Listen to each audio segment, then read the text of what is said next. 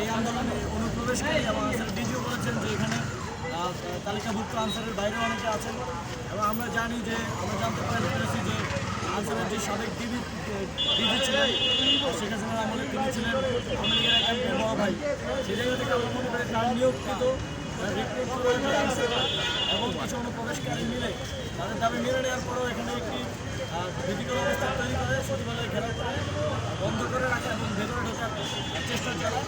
এই খবর পেয়েই অভ্যুত্থানকারী ছাত্র জনতা ঢাকা বিশ্ববিদ্যালয় এবং আশেপাশের যে ছোট এবং সেখানে তারা শান্তিপূর্ণভাবে অবস্থান নিচ্ছিল আমরা যতটুকু জানতে পেরেছি, কিন্তু কিছু আনসার সদস্য তাদের উপরে অন্যায় হামলা করে এই বিষয়টি চলে যায় এবং ছাত্ররা সেই জায়গা থেকে অবমুক্ত করে।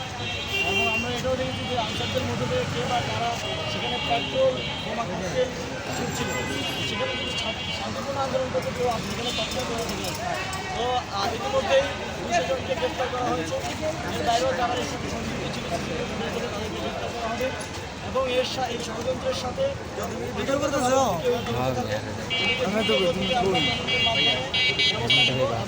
তাদের শাস্তি নিশ্চিত করে।